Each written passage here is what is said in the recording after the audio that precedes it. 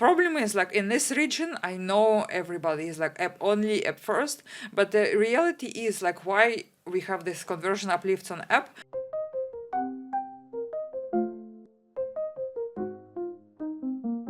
Reach for growth, reach for more. Performance marketing, hardcore. Tune in, listen, hear the lore. Reach for growth. Hello and welcome to another episode of Reach for Growth. I'm your host, Gamal. Julia, Hi. hi, how are you? Good. Super excited to have you here. Me too. Yeah. So let's start this discussion, Julia. Like, what's your story with e-commerce growth? So I've been in e-commerce growth in general, I guess 2010, where it all began, and that was a Rocket Internet. That's our Yeah.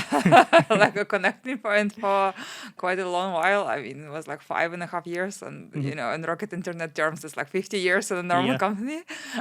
6 countries. I started in web analytics. I ended up as a regional CMO for the Middle East. Wow.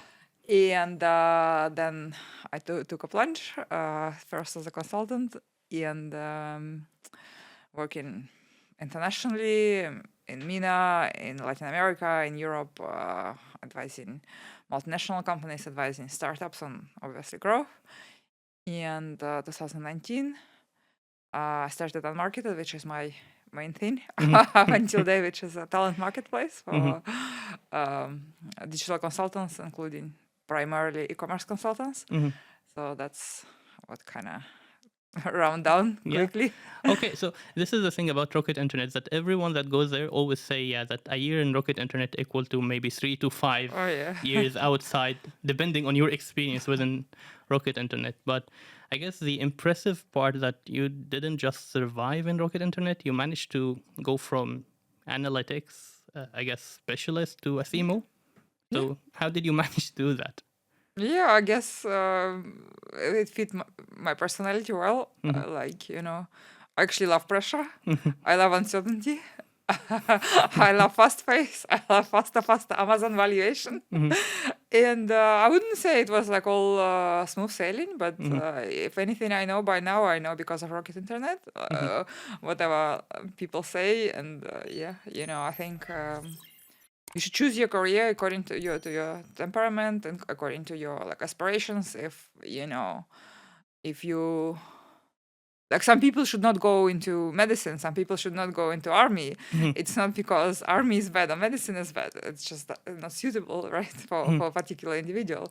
So if you like work-life balance, if you like people holding hands and singing kumbaya to each other, then just don't go into startup. I guess go work, be a teacher, I don't know, something. So I guess that's...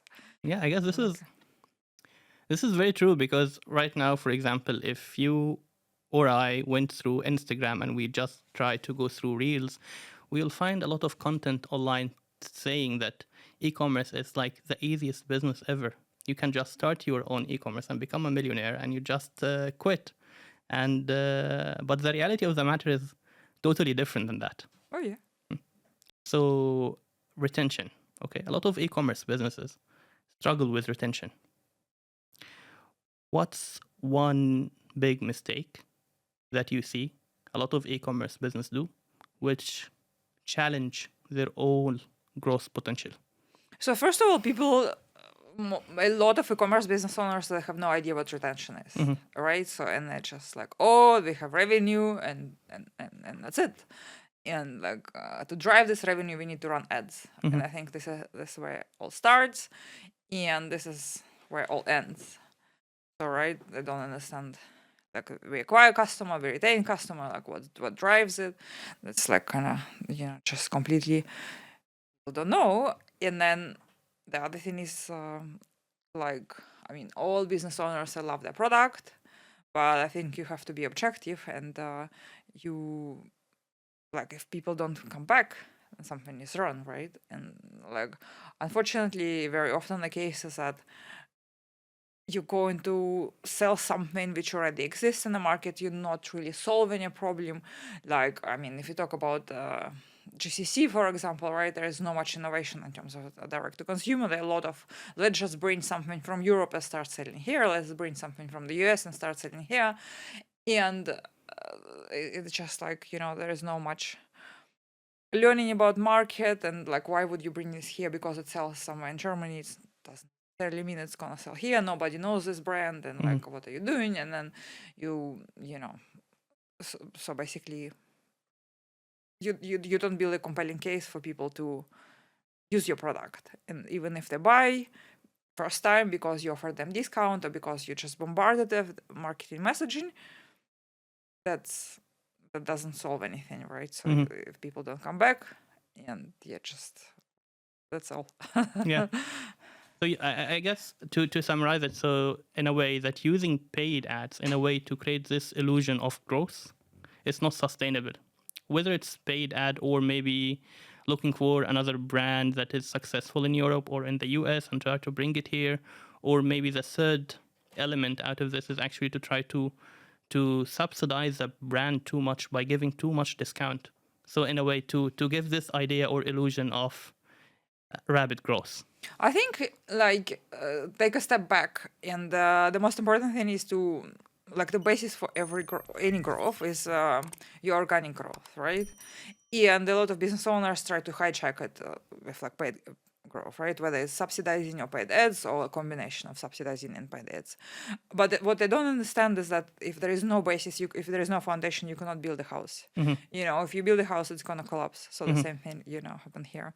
So if we go back to the playbook of why Combinator build something people want, same rules apply, right? So. And if we, again, to go back to basics, if we're talking product market fit, like a test for whether or not you have product market fit is your retention, right? So, and again, if you build something with no foundation, with no organic growth, what would you expect? Okay, I guess we can unpack a lot of things here. So for everyone who's listening to us, what is product market fit? In a very simple way. Yeah, I mean, there is no simple way for product market fit, right? So I think one of the the best definition I heard of is that people so hooked up on your product so they cannot live without it, right? And you can measure it by various measures, but for me, the best way to do is your cohort analysis and look for flattened or smiling, ideally, cohort curve, right? So where your acquired user, you retain certain percentage of your acquired users, and it stays with you indefinitely. So if it stays with you indefinitely, if you that means you are somewhere within the reach of product market fit, but it's also it's never finished, right? You can have a product market fit in a particular market or in a particular cohort of users, and then you start growing, you're going into adjacent users, you're going here and there, you open in different markets, so the exercise has to be repeated again. So that's kind of. Okay, so product market fit is a way to understand if our product makes sense to consumers. Are they using it? Does it solve a problem? This is my very simple understanding. But I don't know, but I always got the idea about that product market fit is something that is more about SaaS companies than actual e-com business, especially if the e-com business product is very straightforward. So what do you think of that? I think without product market fit, you don't have a business, right? So if it's even if you sell I don't know, something simple, if nobody buys it, and even if they buy it, they buy it once and then disappear, then how can you have a business? So that's why I think it's just such a foundational thing. But let's take the example of, for example, gym attire. If a brand's selling gym t-shirts, gym shorts, and all of that. So in my mind, this idea of I need to figure out what is the product market fit, or where is the aha moment where a customer will actually click and know when they have this problem or this situation, they're going to buy my product, is a little bit more not clear as compared to, for example, if I am a SaaS company or giving solution to customer. So let's compare it this way. We have an e-com business that sells gym attire, and on the other hand, we have a SaaS company that provides, for example, consultancy, mental health consultancy or something like that. I guess in the case of SaaS companies, they spend a lot of time and effort to try to figure out the aha moment for a specific cohort of users. But for e-commerce brands, how can you guide them to go through this kind of discovery that you need to understand why people are buying your products specifically during this time? So, like, if we stick to this fitness attire thing, which is like a big for me, right? So first of all, you define whether you're selling fashion items or you're selling performance gear. These are two completely different avenues, right? So if you're selling performance gear, you're basically competing in like SaaS type of a business because you're solving a problem, right? So you're positioning yourself to the athletes and they want something out of your attire, right? So they want to be like the best performance to help them on a race, to help them here, right? And there. So then basically you say, you know, like I have best engineers and who design this fabric, or I have this shoe which lasts 20 races instead of 5 races like my competitor. So I have like this material which cools you down in Dubai summer heat at 40 degrees. You can run a marathon at 2 hours, 5 minutes and stuff like that. And then basically if that's what you... These are the problems you solve for the athletes or like, you know, people who are looking for the performance gear, right? And then obviously like... they buy, they tell their friends, and then eventually, like, even if you have like a most durable attire, it's not gonna last forever, right? And once it's like run out, if they like it, they will come back. So this is your inflection point, and if it's your you know, it's aha moment you were talking about. So for example, if a guy bought this t-shirt and he ran a marathon and it really cooled him down as you promised, he's gonna tell all his friends about this, right? And because this is like your network, kind of all the runners, they congregate together and they talk about performance stuff and things like that, then you're gonna watch for spikes in your organic traffic and your organic purchases, right? And probably like you look for like specific events like marathons, right? Oh, okay, so all the time I have a lot of spikes in my organic traffic and my organic purchases. Maybe I hit something here, right? But if you don't have it, and the probably someone who bought your t-shirt and that didn't cool him as you promised, he would say, what the nonsense it is, I'm gonna buy something for cheaper rather and just come back to my previous gear I was using, right? So and then that's your first like inflection point. So you're looking for events where you can test your, you know, whether your product works as advertised, and you look for like organic spikes here, like unusual, maybe significantly larger increase in your traffic and in your conversion rate week over week or whatever your time period, right? And then after some time, like let's say you want to watch, like you look at your cohorts and see how many users returning, right? Maybe he wants a second t-shirt because he's going to travel somewhere and things like that. So it's just like, you know, you identify your problem, you position yourself as a performance gear, you basically hitting this retention, you hitting this organic growth, and that's where you want to be. The other avenue is where you position yourself as a fashion item, which I don't recommend, but like, okay. And then here you don't have this like a straightforward thing because you're going into a very like chaotic place, and you know, but let's say you have like much less control, right? Because you basically at the mercy if an influencer starts wearing your thing and whatever, right? And then so, but you essentially, if you going after fashion, so then your this inflection point should be like a next collection release, right?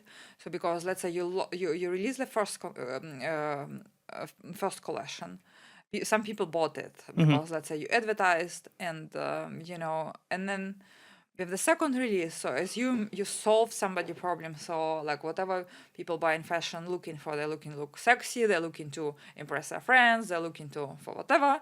And then, you know, so if you did that, you know, what you supposedly promised, like more subtle way than with performance gear, then you expect these people to come back and buy more of your items of a second collection. If this is not happening, that means you're not also solving a problem, right? In like or satisfying a desire, because to me, satisfying desire and solving a problem is the same, two sides of the same coin kind of thing.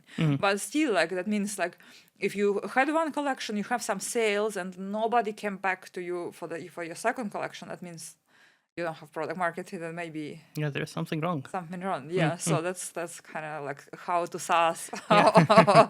on D2C. Yeah. Yeah, it makes sense.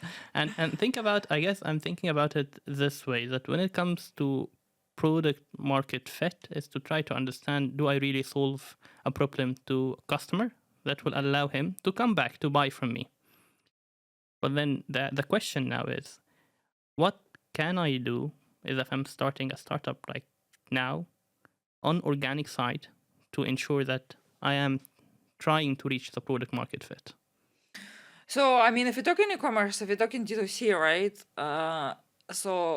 My question would be like, why you starting it, right? So it's like To make money? yeah. So, like maybe go work for investment bank if you want to make money, right? So Yeah. that's like, I mean, you have some idea, right? And like essentially you think of problem, right? So like, I mean, everything can be congested to a problem. We talk about like Coca-Cola doesn't solve any problem, but it does, right? Because it when it associates itself with like being cool, with being something, right? So it's just not Selling drinking happiness, boring Coca-Cola. boring water or whatever. Like if you think deeply of something, every successful brand solves some problem, right? So even if users are not aware of the problem, that the problem exists, it doesn't mean there is no problem, right? So it's like True. Like, so, okay.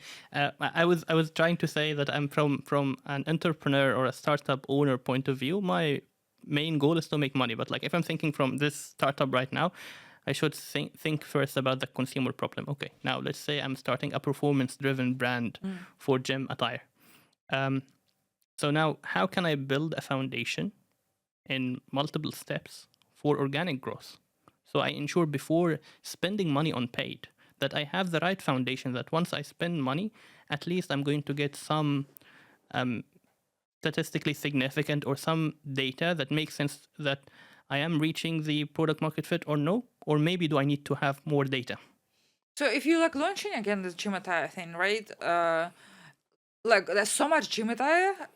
That means if you decide to launch a new gym attire, that all the other brands say something was missing on every brand which is in market, right? Whether it's like quality, whether it's price, whether it's something. So in like you feel that's true. If you feel that's true, like why, right? So you probably somehow like go into the gym and you have friends who go to gym and like you somehow involved with the gym community. So this is your like aha moment because you are in the network. So this is your community where you're gonna launch. So if like you have 100 people, 100 people who go to gym, and you go talk to them and say, look, I feel like all the existing brands, they're not as good as what I have in mind. Would you be interested? And then they say, yeah. Okay, so like let's say you have this like confirmation, and then I mean, it's a very tricky thing, right? So ideally you want to get like pre-orders, right? So ideally you say, look, like how people launch like on Kickstarter and stuff like that. So then you build a prototype. Maybe you build like one T-shirt and whatever, and maybe you have like best connected friends who have a lot of friends, and or like maybe the sports influencers, like micro influencers or the gym trainers and stuff like that. Get these 5 T-shirts and let them try it and get the feedback, right? And then try to get pre-orders and try to get engagement and like see what's happening before you go like all in ordering 5,000 items from whatever your supply is, right? So and then that's like the most important thing. It'll have some network community and launch into this network community. And ideal scenario, you want them to pay before you have a product, which is a very tricky thing to do. But like you can do it if you really give already something to this network. So if you're talking about gym, if you're a trainer, for example, right, and then interact with them, you kind of opinion leader, then you can do it. If you if you're just some dude who also goes to gym, then it's probably more difficult to do it. So that's. Yeah, I guess I got some ideas, but like, okay, so just to ensure that we have a clear case study that we're talking about. My startup idea right now for this discussion is a performance-driven gym attire for fat people like me with 30% body fats or higher, like with selling products that feels good in order to perform, but also at the same time not exposing your overweight massively while you're working out. Yeah, giving you this slight degree of dignity that when you're working out, like you're not there. There's an oversized t-shirt, there's an oversized short or whatever. So I guess now the thing that I want to know more from you about is about how can startups build a community? Because there is, I guess, it used to be a buzzword like community and blockchain and how all of those technologies are going to work together. But from a marketing point of view, how brands now can actually build communities to ensure that people are caring about their products? So first, like you mentioned some problems you encounter, right? So whether you're uncomfortable in gym and your body you have right now or whatever. So that means like you already you probably know some people who have the same problem, right? Yeah, all my friends. So that means you have a community, right? Yeah. And who share the same problem, right? So that's like just fine. Like opinion leaders in this community, and or perhaps find someone who already a little bit ahead in your journey into fitness and things like that. So that's cool.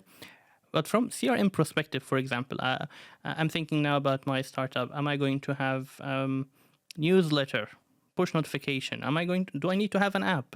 Do I need to? This is like, okay, yeah. Do I need like to create a WhatsApp as a channel? Like SEO, where is SEO fits and all of that. I'm trying right now to strategize for my startup. How can I look into my organic channels to ensure that I have the best chance to reach product market fit? So you're going from like we should not like confuse between two things, right? We have distribution channels, right? Whatever you listed, and you have your product, right? So Yes. like before you even think about distribution channel, before you go into like a mass scale or building an app or even like Shopify store or whatever, get to product market fit for this particular community, right? So let's say you launch like a first limited collections and you say, come to your friend and say, look, I have this, do you want to buy it? Just like this, right? Just be your own sunshine and go door to door to your friends.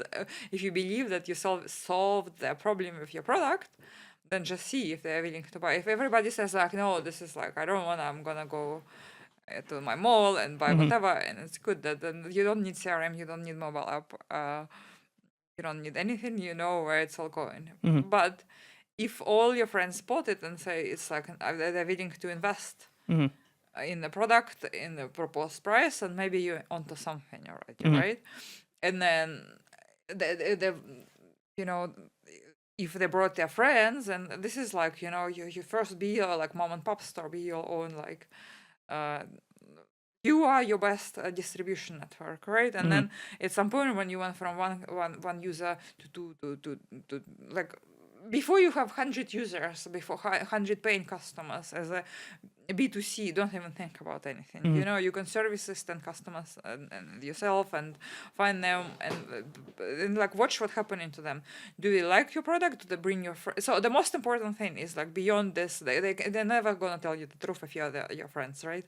So they're gonna say, oh, this is so wonderful, but in fact they just give you whatever the cost and put it in there. Yeah. Like first you see are they using your product or not. If they I need to have more friends like that because my friends they are going to push me with the brutal truth. Yeah. So that's good. These are good friends, right? So, but what I'm saying is like, do they use your product? Do they buy your product? And second, do they refer their friends? So this is your like organic pipeline. Immediately start from there, because if they introduce you know Jimmy because Jimmy your friend, but you don't know Billy. Oh, who is Billy? Billy, how did you know about me? It's because Jimmy told me. Oh, okay. So when you have 20 Billys like this, that means your organic baseline growth, and there is something. And then you think about distribution channel, how you want to sell it on TikTok shop, you want to sell it on Shopify, you want to sell it on Amazon. So, and then think about like what's the cheapest way. Cheapest way probably initially would be like Amazon, right? But then think about, are you like a luxury? Amazon doesn't give you like avenue to sell like luxury, right? So it's a price competition. Like, is it a good place? Maybe you better sell like on social media first, right? Don't even go into integrating Stripe and Shopify and blah blah blah blah. So before that, let's say your second target is like 1,000 to 10,000 customers, right? But you keep watching for your Jimmy's referring Billy's. So that's your avenue to product market fit. So like you went from 100 to 1,000 to 10,000.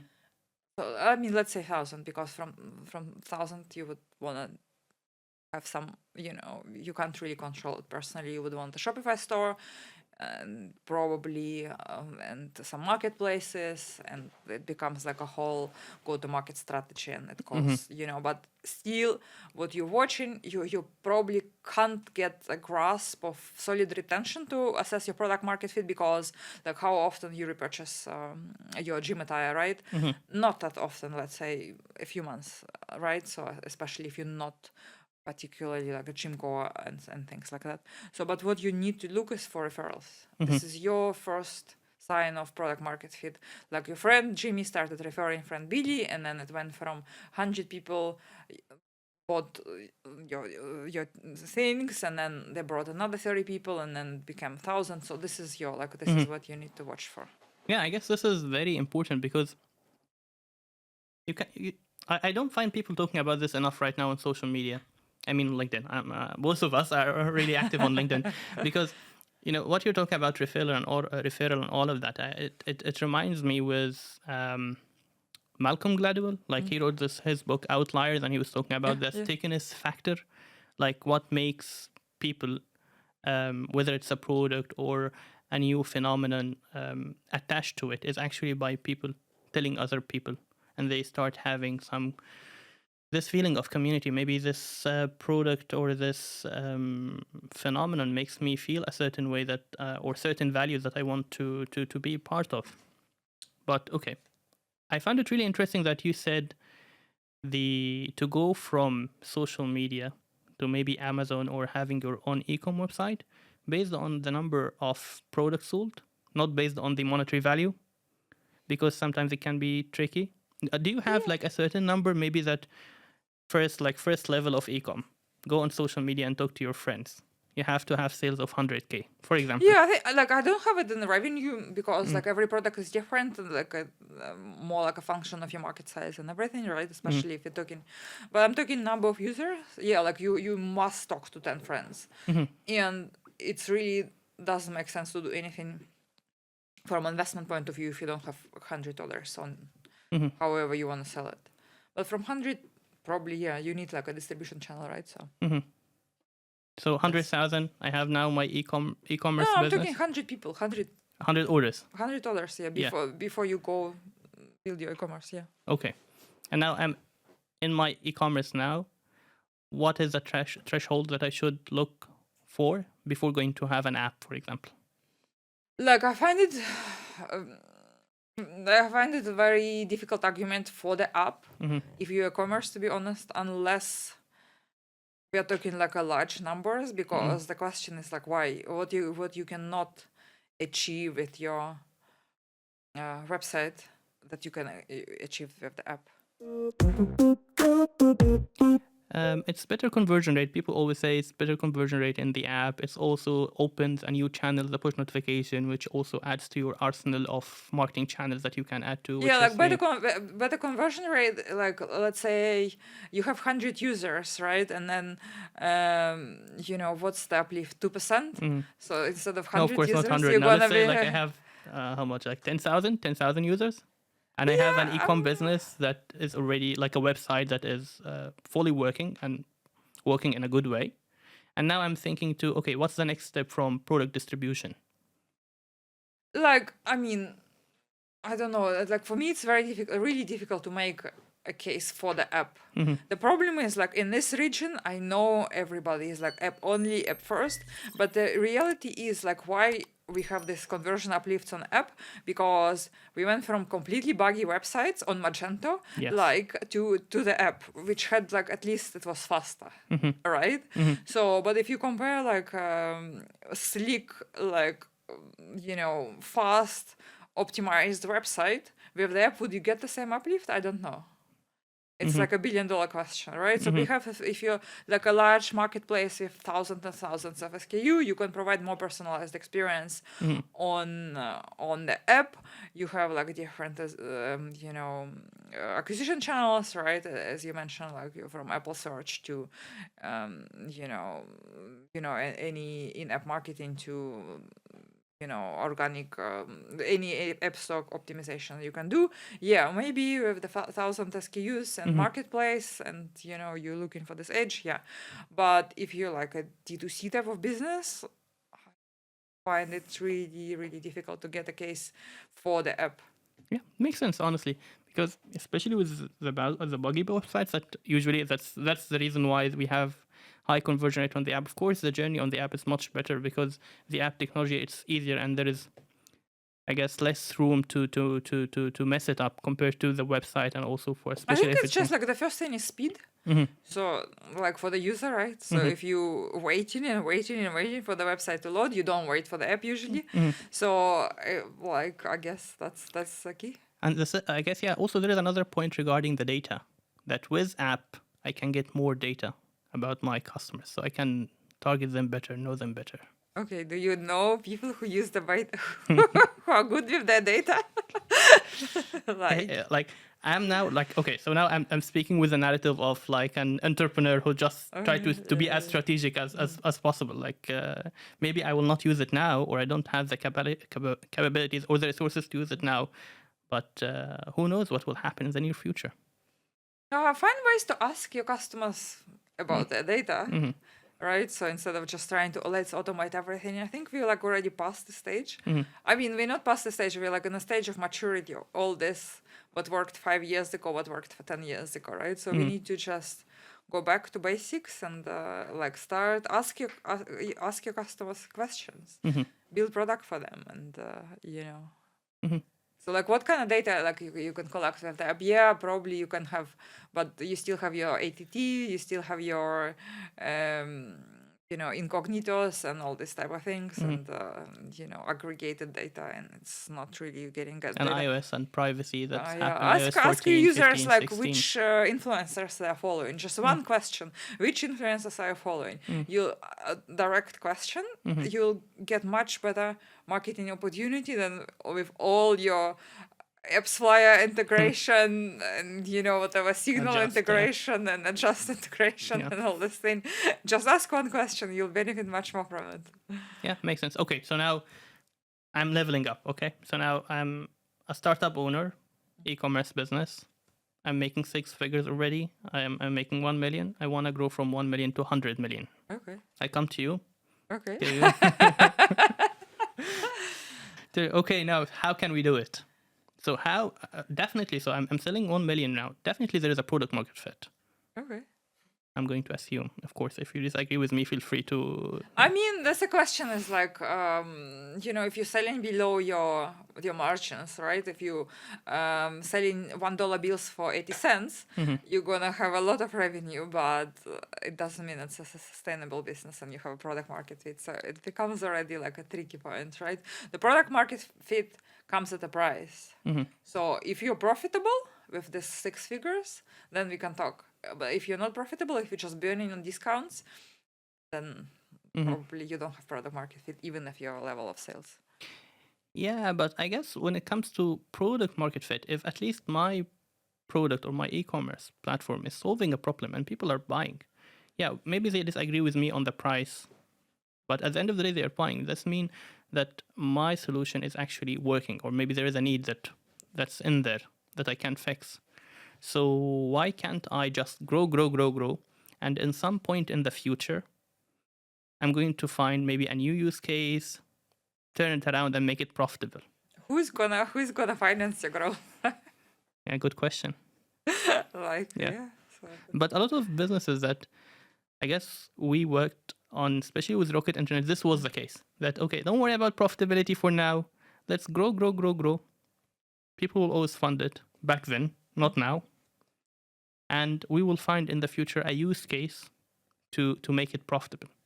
I mean, I can make a case for like unsustainable growth when you need to educate users on the new technology, for example, right? What was in Rocket Internet, people didn't buy online. Like, how would you put your credit card into some online field, and what is this? I don't know, right? So, and like people were not buying like online, right? So the same was like with Amazon, they were losing money, right? There were no infrastructure.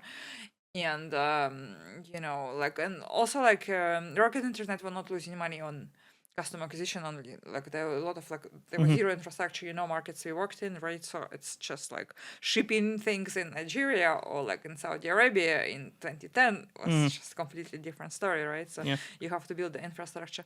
I think like the best case for subsidized growth is like ride hailing, you know, Uber and the likes. Yes, because to get a person into a stranger's car, it was like a challenge, right? You can only get them in stranger's car if the price is like 10x less than the taxi or whatever, like a current solution.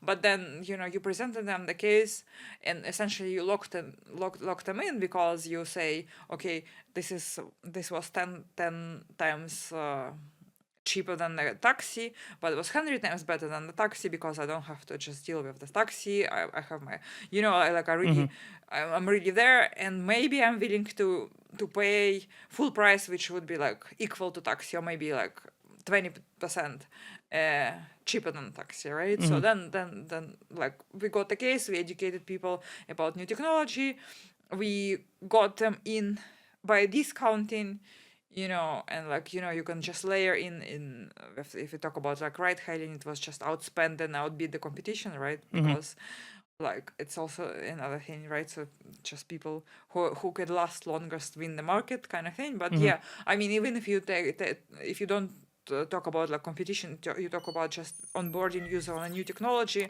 and then presenting with the value, and you still lock them in even the price increases, right? Then you can make a case for a sustainable business. But if you selling you know, gym apparel, and you know, I'm willing to buy this for 20 dirhams, which you're giving me like at a loss for yourself, then it doesn't necessarily mean I would buy it for 100 dirhams, because I would rather go back to the solution I was using before, which cost me like 50 dirhams. So that's kind of Yeah, it makes sense. I'm convinced, honestly, because if I'm starting an e-commerce right now, that it has to be profitable and sustainable from day one.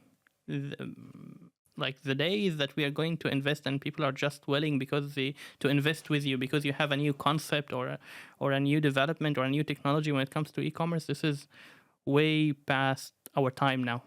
So yeah. So now, okay, back to the question. I have my profitable e-commerce business. I'm making 1 million USD a year. I want to grow it to 100 million USD a year. Here is what I'm thinking about in the back of my mind. My CAC, my LTV. How can I improve my retention? I come to you. How are you going to grow me? How are you going to guide me with the next phase of growth for my e-commerce business? So essentially, you can grow only two ways. You increase number of new users or new customers, or you increase revenue per customer. It's just only two ways, and then from there you can build up. Usually it's a combination of both, right? So yeah, if you say like, first let's see what happened with the users you already acquired, right?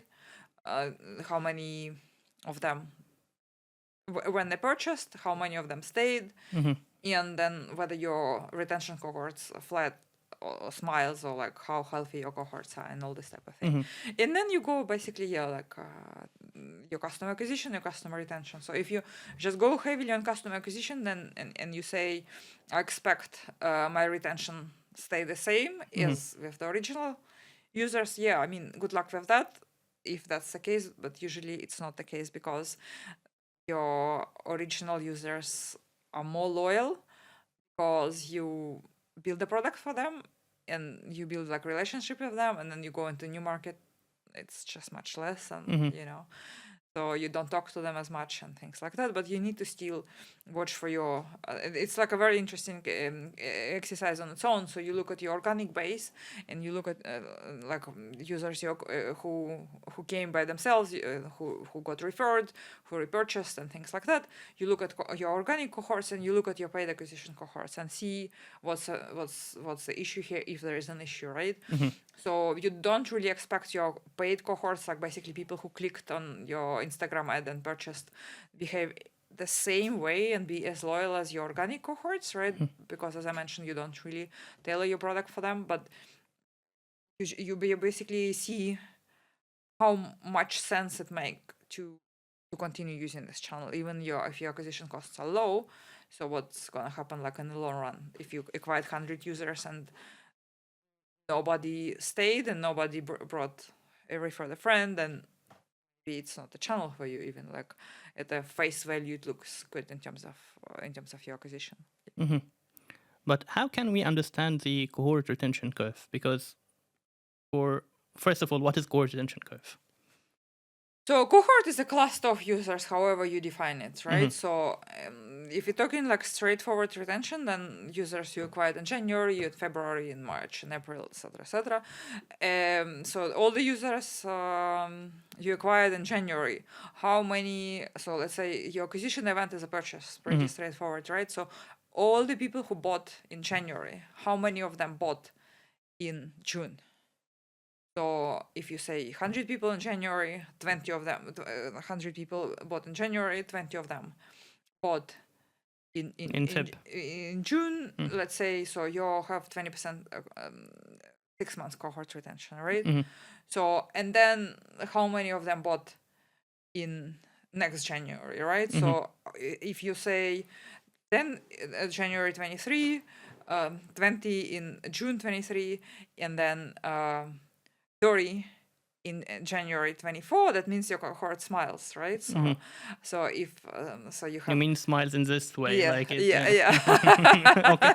So this is a good thing. Yeah. So, but if you have 100 in January 23, 20 in June 23, and 0 in January 24, that means you went from 100 to 0. That means you don't retain your users, right? So this is like how to look at your cohorts, and like smiling is the ideal scenario. But if you go 100, 20, 20, it flattens, but it doesn't smile, but you still kind of in a healthy way. So the most important thing is just don't go down.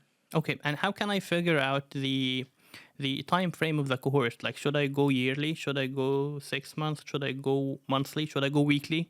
So this is like a $1 billion question, because the longer, like if you're doing the investor report, take a longer period, because the longer the period is, the higher the chance for you to retain the users, right? So what we talk about 100, 20, 30, just go 30, it better to show 30, but like to be like honest, right? So if you're food delivery, you want people at least order like at least once a week, right? So they do like a weekly cohorts. If you're doing your gym apparel thing, like do like probably 6 months, right? So something like that. So that's just like what's ballpark figure of your repurchase, right? So but then, you know, like if you're like a larger, like you said, $1 million kind of business, don't be lazy and segment your cohorts even further, because there are a lot of like a devil in the detail, right? So perhaps out of this 100 original users, like, you know, there's some specifics who, let's say, I don't know, whatever the percentage they repurchase like throughout, and like, you know, the repurchase frequency is much higher, and like the rest just don't, like, they churn immediately, right? So you see just who repurchasing, who is staying, and things like that. So that's just how you acquire this user. So basically there are a lot of drilling into. So one of the interesting, I believe all e-commerce businesses should do, if this is your subsidizing growth, or like even, you know, if you go back to ride hailing, right? So some users bought a full price, some users bought on discount. Yes. So what's the cohorts of the users who bought full price versus cohorts of users who bought on discount, because it's very probable that everybody you acquired with discount never came back or came back only after another discount, right? So then the question is like, why are you discounting at all? You're acquiring users you cannot afford, especially if you discount into your loss, then this is just like a useless exercise. It looks good on paper, but it's not sustainable. So ideally, like the full price cohort should look better than the discount cohort. Not necessarily. So if you but that's what you need to assess.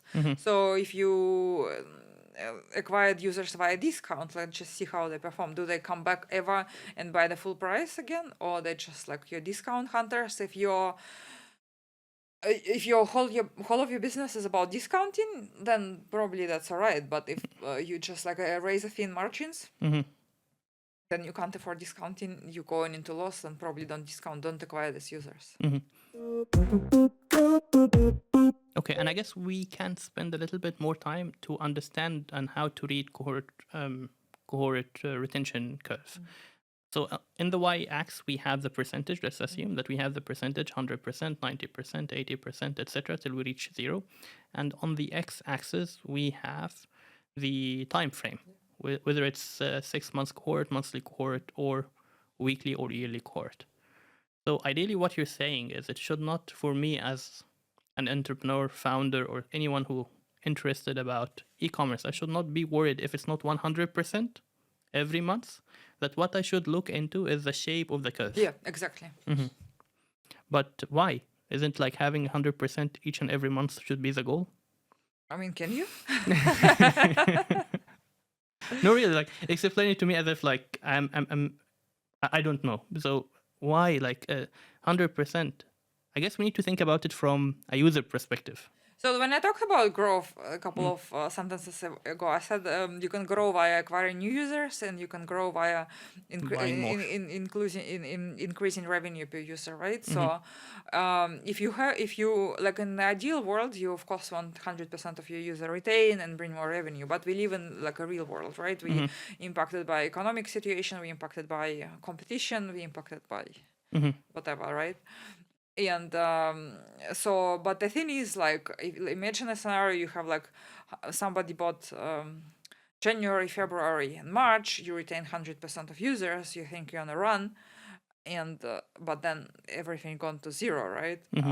But if you're looking at the scenario, you have 100, 20, 30, 20, 40, something like that, right? So that means you, in the first scenario, you lost all these users like in March, and then you don't have money anymore, and then you just like, that's it, let's close down the business. But when you have this smiling cohorts, that means you're not really doing anything, but users coming back and repurchasing, right? And then you can reinvest the money, and you can continue actually acquiring users because they keep bringing you money while you're not doing, while you sleep, essentially, right? So that's why the shape of the curve is more important than. Okay, so smiling curves are the best when it comes to cohort retention.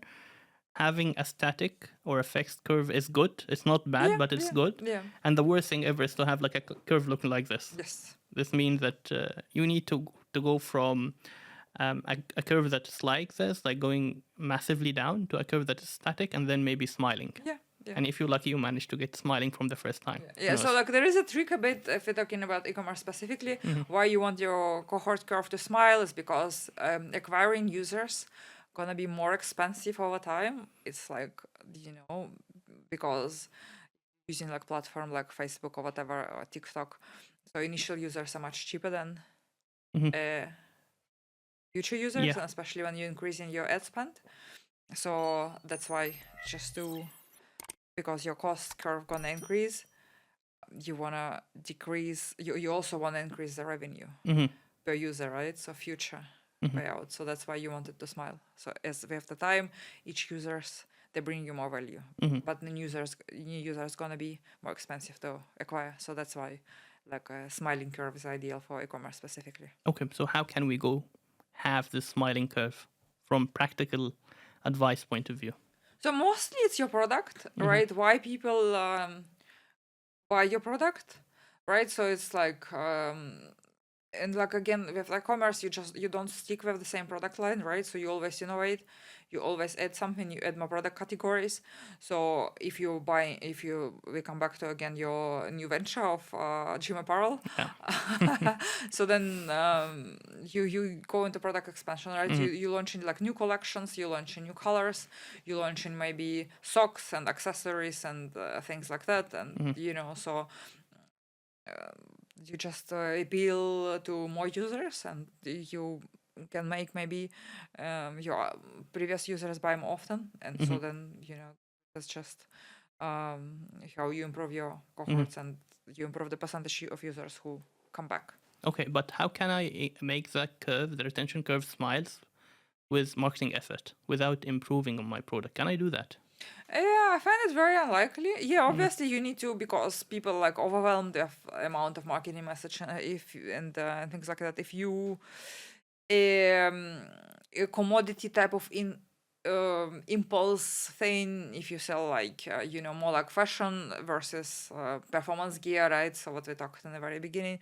So yeah, like being right in front of the face during like when someone is bored and they're on the Instagram and they want to entertain themselves, and the cost of entertainment is very low, so why don't you serve them this ad and get them repurchase? This is like impulse, they feel good about themselves, right? So not necessarily they need it. That's where your performance marketing come into play, right? The same comes to your newsletter and notification and whatever. Just like if you're operating in this impulse buying space, make sure you be in front of your user in the right time, when they're in the right mood. Just don't come to them when they're at work, stressed out. Come to them when they wanna like enjoy themselves. Yeah, like, finding the right time to communicate to your customers. That's kind of. What do you think of when it comes here in the MENA region when it comes to e-commerce retention? Because I think really a lot of e-commerce here really are challenged and struggle when it comes to improving the retention. Because some of them don't have product market fit, right? So Oh, because they brought even though if I'm selling in millions, I don't have product market fit. It's again like your profitability, your cohorts. That's We discussed this, but I'm just trying to to make it a little bit like, clearer. let's not say some names, right? Yeah, okay. What's the P&L?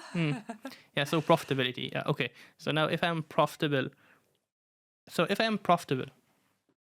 can I expect my retention to be really good by itself? Yeah, because that's like a driver of your profitability, because your like first of all, your target market is never infinite, right? So you have like a certain, and then there's so many new users you can acquire, and at some point you're gonna hit the wall, especially if you operate in like certain boundaries like MENA, right? So if that's it. There's so many MENA users who want gym apparel. So then like how you wanna grow? You wanna grow with like improving your retention, right? So that's the thing. So yeah, I mean also like you're profitable and you're growing or you're not growing. So like a little bit more analysis required, but that's. Okay. And what do you think of Timo? So because when you discuss this thing about retention and how can we improve retention with marketing, you mentioned if it's commodity, but I think you are one of the people who are really excited about Timo and what they're doing. Yeah, so Timo is very interesting because when I saw their cohorts, I was like, wow, it's like better than Amazon, better than So it was like fantastic, and then they hit all these benchmarks of smiling cohorts, and the value of the earlier users increasing over time. It's just like all these fantastic metrics, right? So, but then. Like I don't know their P&L. I don't know if they are are they profitable or not. profitable on like because they're cheap, and like their marketing is just like a 16-year-old can do, because it's just like for everybody it's just shove this impression down people's face without any categorization. I see all tons of weird items on Temu advertised to me, but if they can get to profitability with these efforts, because their cohorts are fantastic, but I don't know what it costs them. So if they're losing money to get users repurchase, then we get a problem. I don't know, like now they have this US regulation where Biden administration wanted to impose tariffs and stuff like that. I have no clue about this, but it seems to be hurting them. But I don't know. I'm just talking only about like acquisition and retention type of thing. So, and my point here, if this type of cohorts doesn't cost them their profitability, then they should run with that. If it costs them profitability, then we have a problem here. So yeah, because who's gonna subsidize this growth indefinitely? Yeah, well, I guess we will know very soon because the amount of money that they spent on paid advertising is crazy. They like I remember last year, especially during and after Black Friday, they dominated the auction inside. They were bidding on everything. Yes. Whether it's related, non-related, they want to just show people that they are here and they can deliver here in the MENA region. And the way that always, like, I was trying to think, like, no way with this kind of spending that they can be profitable. But I guess the missing piece that maybe I missed, that they sourcing products that they are very cheap. That's, I guess, this is how they can make it work for them. The product is cheap. This will allow them to spend massively on paid advertising, and then they have a very strong product, which is the ecom itself with the gamification and everything, that will ensure people will come back. But of course, this is also a result of But also, like, paid advertising, they spend a lot. But I'm just curious to see the cost, like their CAC and like their CPMs actually, because I'm not sure if they're optimizing per purchase essentially. They're just optimizing per impression or whatever, and then the cost definitely, like CPM going down. They're not paying like $40 CPM probably what other brands are paying in the US. So I think that's. And they managed to do it also not only in the MENA region, across the whole world. Whether it's the US, 100%. They were MENA, like highest Asia, they're number one spending across all regions during this, like from November last year till March, I guess. This is when they start slowing it down a little bit.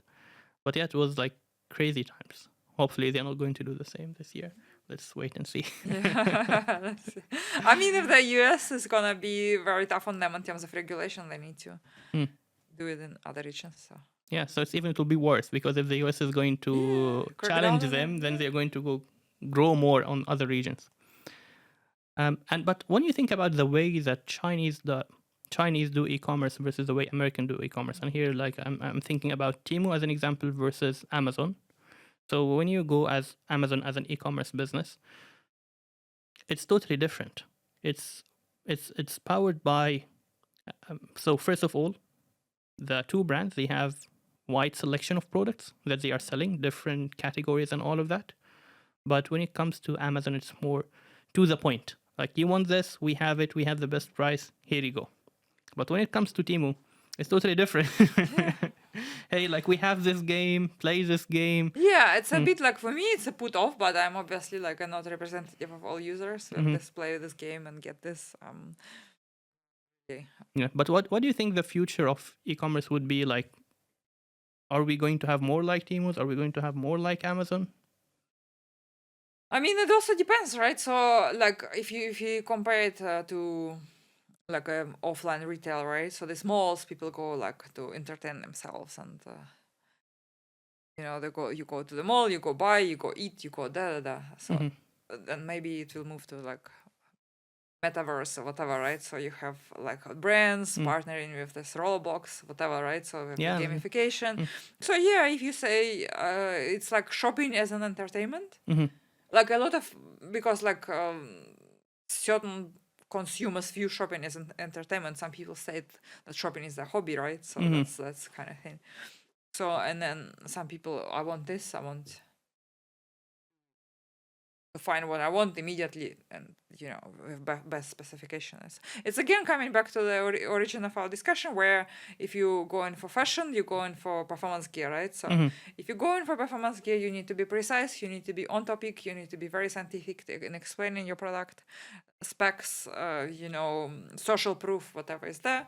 If you go in for fashion, you need to be like on top of the trend and entertain people and just get them engaging with your content, and not necessarily very scientific, but more engaging and entertaining, maybe even building a trend.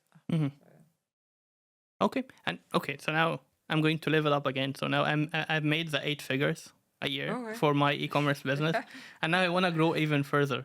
And now what comes to my mind is having a super app.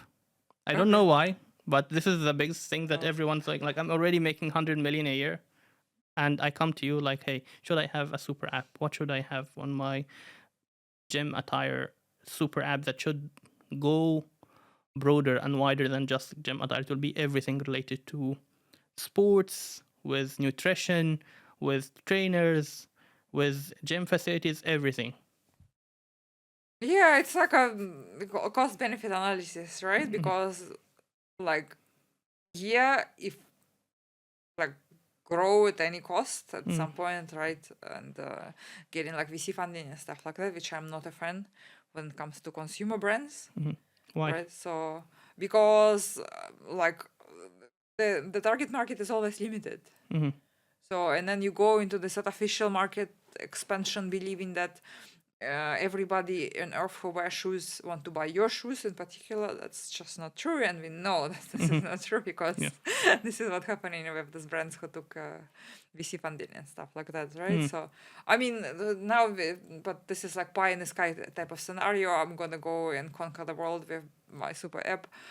I would rather caution someone, and but if that's what you want to do, that's I guess what you want to do. Like, the point is of this question is to try to understand a lot of the trends that's happening right now, and does it really make sense to businesses or not? And that's why I'm asking about super apps, because I remember within the last 2 years that it was so hyped that every big e-commerce player, they were trying to pivot toward having a super app, which whether they are a pharmacy or just a pure e-commerce. So that's where we're coming from, and I guess it's resonate with our discussion today because it's like climbing mountains. Yeah, like okay, I climbed the 1 million, I climbed the 100 million, and now what's the next thing to conquer? But what you are advising, if I understood you correctly, that you're saying, okay, you don't have to have a super app, but then how can I grow even further? So the more complexity you need to be always like mindful about one thing. The more complexity you add to your business, the less control you have. And like it's very difficult to it's almost impossible to control the complexity, and then you start moving certain levers, and then you may win and you think, oh, it's just because you moved certain levers, but in reality you won because it's just something beyond your control, right? So and that's why once you start introducing more of these layers and you start having more people and you start expanding into more markets, you just like have very very little control, and this is what like happening with all these brands, right? So it's like there is no infinite growth. That's why you can't scale a consumer brand indefinitely, because there's a certain number of people who want this particular product, and then you go into this mental gymnastics saying, oh no, actually everybody want my shoes, and then you just gonna go into diluting your stock and delisting from Okay, but I guess it's all about finding this efficient frontier that you can operate in. You be profitable, you're making profits, you're making money, and you're solving customer problems. But as an expert, how do you know that you reach there, or there is no point of growing it further? Do you have any kind of symptoms that once you see it, you will know, oh, this is most No, you would always grow, right? So, but like how, and then like some brands, if you're talking like consumer brands, we actually have like successful brands, right? Like the even like Birkenstock, for example, right? So this is a consumer brand which IPO'd, their share price is like growing higher comparison to like other brands, right? So they kind of manage this, and it's mostly through retention, it's mostly through basket sizes. They don't expand category much, but they become like an iconic kind of brand, and they already operate in this kind of fluffy atmosphere, which I'm not an expert in, like being luxury positioning and this type of thing, right? So, but it's definitely less of just go to market and test and iterate and try to growth hack, because all the brands who try to growth hack, unfortunately, are no longer there, and somehow they flopped into non-existence, and bad stories. Yeah. yeah, I love the bad stories. Okay, so just to before we go, like, like, can you just give like maybe 3 pieces of advice to entrepreneurs that they're going for e-commerce business? What are you going to advise them? Don't go into Yeah. commerce business. Oh, really? Too late. Like, know where you're going, right? So Mm. it's just don't do the same like a lot of people in MENA do. They bring brands from somewhere, they create Shopify website, and they pay, paid marketing, and then it's not working. They blame the marketing on that, right? So just like, whom are you selling? What problem you're trying to solve, right? What unfulfilled need you're trying to fulfill, right? And if you go into this, like, don't go and be like honest with yourself. Don't go into mental gymnastics that, oh, I'm selling this cruelty-free cosmetics and super organic and nobody else is doing that. This is not true. Everybody else is doing that. And if you think your brand is wonderful, there's so many other people who think their brand is more wonderful, right? So it's not something like if you have like a certain very strong value proposition, you're willing and able to prove it, then just do it. Yeah, you have a community, like launch into community, grow this community, then try to scale from a good retention and referral rate, then we can have a conversation. Otherwise, don't do it. Okay, perfect.